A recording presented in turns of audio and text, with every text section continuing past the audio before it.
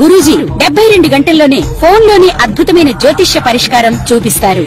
నమ్మండి, నమ్మకపోండి, ఇది నిజం. శ్మశాన కాళి రుద్ర చౌడీదేవి ఆరాధకులు నంబర్ 1 వశీకరణ స్పెషలిస్ట్.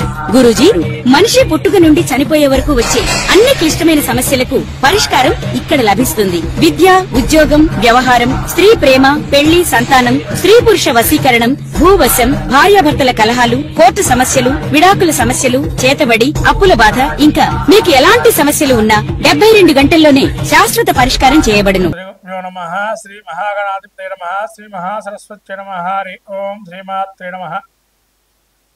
ప్రేక్షకులందరికీ ఆగస్టు మాస ఫలితాలు, శ్రావణ మాసము అట్లాగే భాద్రపద మాసము రెండు కూడా మనకు కలిపి ఉన్నది ఆగస్టు మాసంలో. ఈ ఆగస్టు మాసంలో ముఖ్యంగా 1వ తారీఖు అష్టమి స్వాతి నక్షత్రం మొదలు శుభయోగాన్ని మొదలుకొని అట్లాగే తదనంతరము పవిత్ర ఏకాదశి, హయగ్రీవ జయంతి, రాఖీ పౌర్ణిమ, అలాగే సంకష్టహార చతుర్థి, కృష్ణాష్టమి, వినాయక చవితి, గురుపుష్యయోగము, అలాగే ఋషి పంచమి, దూర్వాష్టమి వ్రతంతో ముగుస్తుంది. అలా మహత్తరమైనటువంటి రోజులు ఈ శ్రావణ మాసం అట్లాగే భాద్రపద మాసం చివరిలో ఉంది. ఆగస్టు చివరిలో భాద్రపదం మొదలవుతుంది. మహత్తరమైన రోజులు. దీక్షాక్రమం వ్రతాధికారులో ఎక్కువగా మనము ఈ శ్రావణ మాసంలో మొదలు పెట్టుకుంటాము. కాబట్టి ఇక్కడి నుంచి మహాలక్ష్మి ఆరాధన అంటే ఆ యొక్క లక్ష్మీ అమ్మవారి అనుగ్రహం కలగాలని, వైశాఖ మాసం జ్యేష్ఠ మాసంలో విష్ణుమూర్తి అనుగ్రహం, అట్లాగే లక్ష్మీదేవికి శ్రావణ మాసము, భాద్రపదంలో గణపతి, అట్లాగే ఆశ్వయుజంలో దుర్గా, అట్లానే మనకు కార్తీకంలో ఈశ్వరుడు, మార్గశీర్షంలో మళ్ళీ విష్ణుమూర్తి, శక్తి, అలాగే మళ్ళీ జనవరి అంటే పుష్యమాసంలో సూర్యనారాయణ స్వామి. ఇలా ఆ యొక్క సమాంతరమైన ఫలితాలు అనేక మాసంలో ఉన్నాయి. ముఖ్యంగా శ్రావణ మాసంలో ఏ విధంగా ఉండబోతుంది, ఈ యొక్క ఆగస్టు మాసంలో మాస ఫలితాల్లో మనం చూసినట్టయితే ద్వాదశ రాశుల వారు ఎటువంటి ఫలితాలు ఉంటాయి అనేది మనము చెప్పుకుందాము. ప్రధానంగా ఈ యొక్క మేషరాశి వారికి ఏ విధంగా ఉండబోతుందో ఈ యొక్క శ్రావణ భాద్రపద మాసాదుల్లో ఆగస్టు మాసంలో ఫలితాలు చెప్పుకుందాము. శ్రీ గురుభ్యో నమః శ్రీ మహాగణాధిపతే నమః శ్రీ మహాసరస్వత్యై నమః హరి ఓం శ్రీమాత్రే నమః. తులారాశి వారికి ఆగస్టు నెల భాద్రపద మాసం శ్రావణ మాసం ఈ విధంగా ఉండబోతుంది. చిత్తా నక్షత్రం 3-4 పాదాలు, స్వాతి నక్షత్రం 4 పాదాలు, విశాఖ నక్షత్రం 1-2-3 పాదాలు తులారాశి. ఈ తులారాశి యొక్క గ్రహస్థితి చూసినట్టయితే ఏ స్థానంలో కుజుడు, పంచమ స్థానంలో రాహు, షష్టంలో వక్రగమనంలో శని, అష్టమంలో గురు శుక్రులు, అలాగే 9లో బుధుడు, రవి, తదుపరి 10వ స్థాన సంచారం కేతువు, ఏకాదశంలో కేతువు. ఈ విధంగా ఉన్నారు రవి కేతువులు. వీరి యొక్క గ్రహస్థితి చూసినట్టు ఈ విధంగా ఉంది.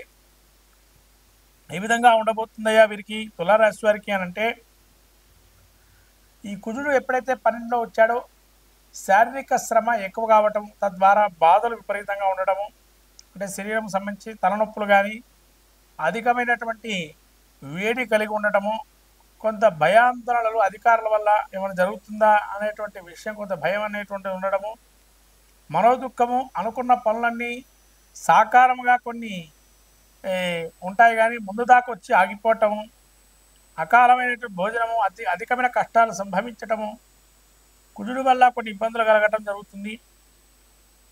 ప్రయాణాల్లో కూడా కొంత ఎక్కువగా చేయటము, తద్వారా ఇబ్బందులు పడడం అవకాశం ఉంది. అలాగే ఈ యొక్క ప్రయాణాల్లో కష్టాలు, కొంత ధనము నష్టమయ్యే అవకాశము, అవమానాలు కొంత జరిగే అవకాశము, అధికమైన కోపతాపాలు ఉండటము, పనులు కావట్లేదని కొన్ని ఇబ్బంది పడటము, ఆర్థికపరమైన ఇబ్బందులు కలగటము జరిగే అవకాశం ఉంది. నరాలకు సంబంధించిన బలహీనతలు ఉండటము, కొంత బలాన్ని చేకూరకపోవటము, అట్లానే వేదాంత చర్చ గోష్ఠి ఆధ్యాత్మికత భావనలకు పెరగటము, అట్లాగే బంధుమిత్రాదులతో కూడా అనుకూలమైన అంశంగా మారటము,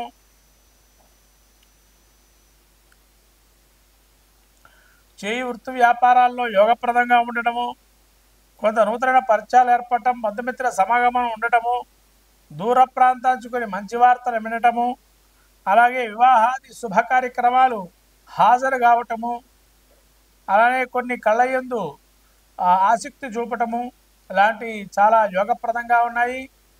ఏకాదశంలో కేతు ఉండడం వల్ల కొంత సానుకూలంగా ఉంది, పనులు జరిగే అవకాశం ఉన్నది. కొంత ధన నష్టం జరిగినా పనులు సాఫీగా జరిగిపోతాయి. ఇంతకన్నా వేరే పరిష్కారం లేదనుకోవటము, తద్వారా మంచి ఫలితాలు పొందటము. అలాగే దశమంలో బుధుడు ఏదైతే ఉన్నారో కొంత కష్టము ఉన్నా కూడా ఆయన దాన్ని సమకూర్చి నిలబట ఓర్పు స్థానంతో ఉండడము, కార్యక్రమాలు సఫలీకృతం కావటము ఇది జరిగే అవకాశం ఉంది. ముఖ్యంగా ఈ యొక్క తులారాశి వారికి అవయోగంగా ఉండేటువంటి గ్రహం ఏదైనా ఉందయ్యా అంటే కొంత బుధుడు అవయోగాన్ని ఇస్తున్నాడు. అయినా కానీ దశమంలో ఉండి ఏకాదశంలో సంచారం చేస్తున్నాడు. రాబోయే కాలము వీరికి కుజుడే ప్రత్యేకంగా అవయోగాన్ని ఇస్తూ శని కూడా అవయోగాన్ని ఇస్తున్నాడు.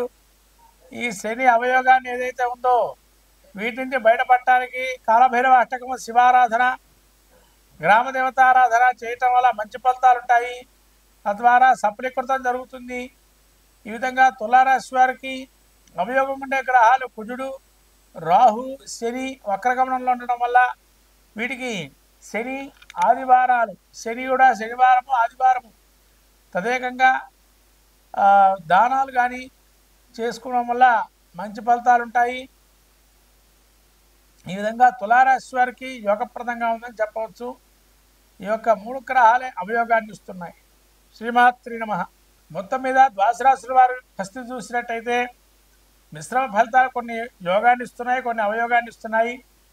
శ్రావణ మాసంలో ముఖ్యంగా మనకు వచ్చే హయగ్రీవ జయంతి అందరూ కూడా జరుపుకొని మన వేద విద్యలు కానీ విద్యా సంపదలను పెంచుకునే అవకాశాన్ని ఇవ్వండి. వేదానికి సంబంధించిన విషయాల్లో చర్చాగోష్ఠి కానీ వేద విద్యను కానీ అభ్యసించినట్టు వారికి కొంత సత్కారాలు చేయటం వల్ల ఈ అవయోగాన్ని కూడా తొలగిపోతాయి.